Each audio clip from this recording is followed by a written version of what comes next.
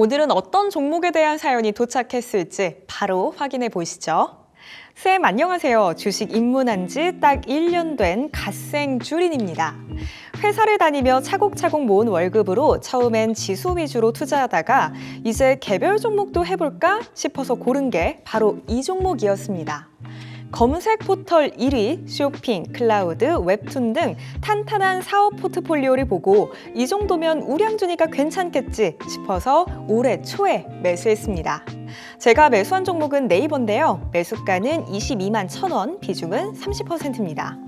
하지만 막상 사고 나니 주가는 내리막을 타고 한없이 내려가고 제 계좌도 점점 빨간색이 아닌 파란색으로 물들었습니다. 한때 코로나 이후 디지털 전환 수혜주로 각광받던 네이버, 지금은 빅테크 규제 리스크, 자회사 적자 확대, 일본 라인 정보 유출 사태 등 악재들이 연달아 터지며 투자자의 신뢰가 흔들리고 있는 것 같습니다. 특히 최근에는 광고 시장 침체와 커머스 수익성 둔화 우려까지 겹쳐서 상승 모멘텀이 부족하다는 얘기도 많더라고요. 그래도 전 네이버가 여전히 웹툰, 콘텐츠, AI 등 미래 먹거리를 잘 준비하고 있는 기업이라고 믿고 있습니다. 하지만 요즘 같은 시장에서는 버티는 것도 체력전이더라고요. 손실이 누적되니 이쯤에서 정리할까 싶은 유혹도 생기고 반대로 추매로 평단이 낮춰야 하나 하는 생각도 듭니다. 선생님, 지금 네이버는 반등을 기다릴 수 있는 종목일까요? 아니면 비중을 조절하거나 방향을 다시 잡는 게 맞을까요? 기업 전망과 함께 가격 대응 전략이 궁금합니다. 자, 이렇게 오늘 사연은 네이버였고요. 이 네이버 같은 경우에는 4월 9일이죠. 17만 6천 원대까지 내려갔었는데 그래도 오늘은 올라오면서 19만 원대에 위치하고 있더라고요. 아직 우리 사연자분의 매수가보다는 아래 구간에서 주로 움직이고 있지만 그래도 최근 며칠 새에 약간 올라오기는 했던데 네이버 전망 자체는 어떻게 보실까요? 네, 저는 이제 네이버는 그래도 좀 매력적인 종목이라고 생각을 하거든요. 네. 그 이유는 역시나 실적이라고 생각을 해요. 그래서 주식은 역시나 이제 돈을 잘 버는 게 가장 우선이 돼야겠죠. 그래서 네이버의 지금 실적을 잠깐 한번 보도록 할게요. 그래서 네이버 같은 경우에는 이전부터 뭐 실적 우려라든지 여러 이야기들이 좀 많았는데 이제 그럼에도 불구하고 실적은 계속해서 지금 사상 최대 실적을 기록을 하고 있습니다. 그래서 지난해 같은 경우에도 매출액이 10조를 넘었고 그다음 영업이익도 거의 2조 원에 가까운 수준이 찍혔죠. 그리고 올해 같은 경우에도 1.2조 원, 12조 원 가까운 매출액의 영업이익 같은 경우에는 거의 2.3조 원 정도를 기록할 전망입니다. 그래서 이런 것들만 봤을 때도 일단은 실적에 대한 우려는 전혀 없다라고 좀 보시면 될 것 같습니다.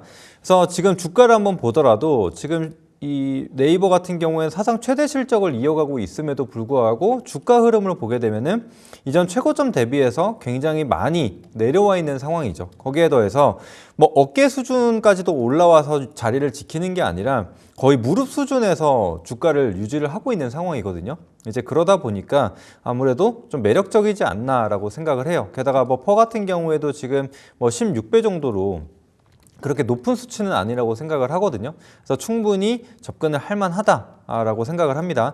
게다가 지금 단기적인 악재들은 좀 해소가 좀 됐죠. 그래서 네이버 라인 같은 경우에 이전부터 매각에 대한 우려들이 계속적으로 나왔었는데 이번에도 또 단기적인 매각은 지금 예정이 없다라고 좀 얘기를 하게 되면서 일단은 일단락이 좀 되는 그런 모습을 보여줬습니다. 그래서 그런 리스크도 없다라는 거. 게다가 지금 최근에 이 이커머스와 관련돼서 이야기들이 계속적으로 나오고 있죠. 그래서 컬리와 함께 좀 협업을 하겠다, 뭐 지분을 인수를 하겠다 이런 얘기들이 좀 나오고 있는데 사실 네이버 같은 경우에는 이커머스의 시장에서도 굉장히 높은 지분을 좀 가지고 있는 그런 기업이라고 좀 보시면 되는데 사실 네이버에서 식료품들을 구매하신 분들이 계실까라는 생각을 하거든요.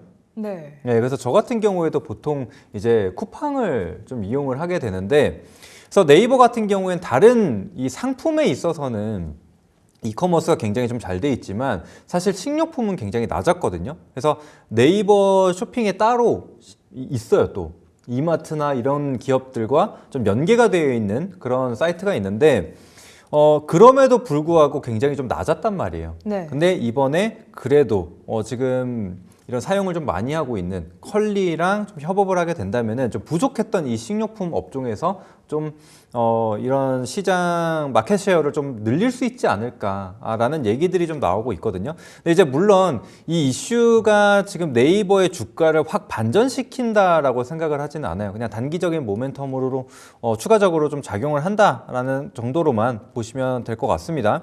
그래서 그 이유는 마켓컬리 같은 경우에도 지금 매출액이 계속적으로 늘어나고 있고 또 영업 손실 같은 경우에도 물론 많이 줄었어요. 그래서 24년도 기준으로 한 100억 후반대 정도의 영업 손실을 좀 기록을 했는데, 그러니까 이런 것들만 봤을 때도 지금 당장 지분 인수를 하더라도 뭔가 연결 재무로 좀 봤을 때 크게 도움은 안 될 수가 있다. 그래서 그러니까 지금 이런 컬리와의 협업으로 좀 기대감을 심어주고 있지만 그게 뭔가 기업 가치에 엄청난 변화를 가져오지는 않을 수도 있다는 것만 참고를 해주시면 될 것 같아요.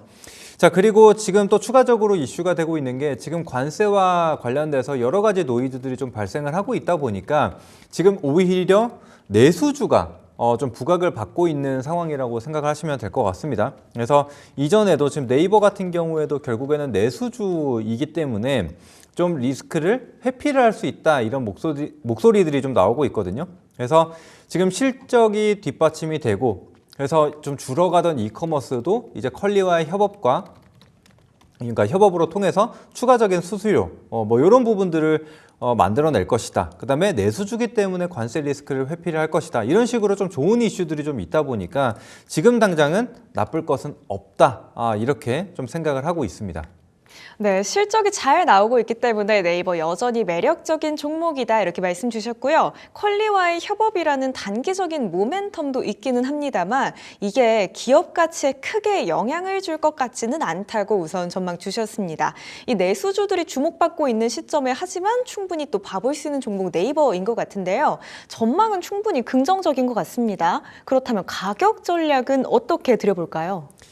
네, 이제 가격은 이런 호재에 대비해서 좀 네. 재미는 없다라고 좀 보시면 될 것 같아요. 그래서 가격 전략을 좀 보자면은 일단은 19만 원 이하에서는 굉장히 좀 매력적인 기업이다라고 생각을 하거든요. 그래서 19만 원 이하로 가면은 우리가 추가적인 매수라든지 혹은 신규 진입도 좀 가능하다라고 좀 판단이 되고, 근데 이제 다만 지금 움직임을 좀 보게 되면은 지금 그러니까 20만 원 상단에서 크게 유지를 못 해주고 있는 상황이거든요. 그리고 이전에도 이 20만 원 구간에서 계속적인 횡보를 하게 되면서 매물이 제법 많이 쌓여 있습니다.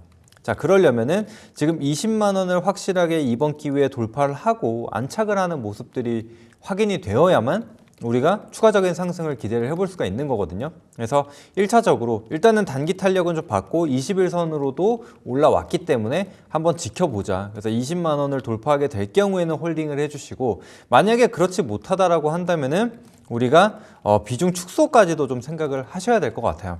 자, 그리고 만약에 20만 원을 돌파하게 되면 어디까지 봐야 되냐? 그래서 제가 이전에도 이 네이버가 나왔을 때마다 드렸었던 얘기가 뭐였냐면 바로 박스권이었어요. 그래서 이전에도 하단으로는 18만 원, 상단으로는 한 23만 원 정도 그 안에서 갇혀서 움직임을 보여줬거든요. 근데 이번에도 마찬가지예요. 자, 보시면은 지금 거의 1년이라는 기간 동안 이 박스권 안에 갇혀 있었어요. 그리고 나서 거의 반년 넘게 조정을 받다가 드디어 올라왔는데 또 23만 원을 돌파하지 못한 모습이 나타났거든요. 그렇다는 얘기는 지금 이 23만 원이 굉장히 좀 강한 저항대다라고 좀 볼 수가 있어요. 그래서 20만 원 구간 돌파하게 될 경우에는 일단 1차적으로 23만 원. 근데 좀 아쉽기는 하죠. 매수가가 22만 1천 원이시기 때문에 그렇게 큰 수익을 볼 수는 없는 구간이거든요. 근데 그럼에도 불구하고 만약에 23만 원에서 또다시 저항이 확인이 된다. 그러면은 그때는 비중 축소를 해주시는 게 저는 맞다라고 생각을 하거든요. 그래서 이 기간이 지금 벌써 2년이 넘는 기간 동안 이 가격대에 갇혀 있기 때문에 차라리 기회를 줄 때 조금 빠져나왔다가 추후에 다시 진입하는 게 어떤가, 혹은 박스권 하단으로 다시 내려오게 된다면은 그때 다시 한번 접근하는 것을 좀 말씀드리고 싶어요. 네, 네이버 같은 경우에는 20만 원 윗구간에 안착해야지만 추가적으로 상방을 더 열어줄 수 있겠다라고 설명을 주셨습니다. 23만 원이 강한 저항대라고 설명 주셨거든요. 그렇기 때문에 20만 원 넘어서 올라온다고 하더라도 1차 목표가는 23만 원으로 봐보시는 게 좋을 것 같고요. 만약에 20만 원 돌파하지 못하고 밀리게 된다면 그때에는 비중 축소도 한 번쯤 고려해 보셨으면 좋겠습니다. 이때 잘라낸 물량은 박스권 하단에서 다시 잡아가는 전략으로 세워보시면 좋을 것 같아요.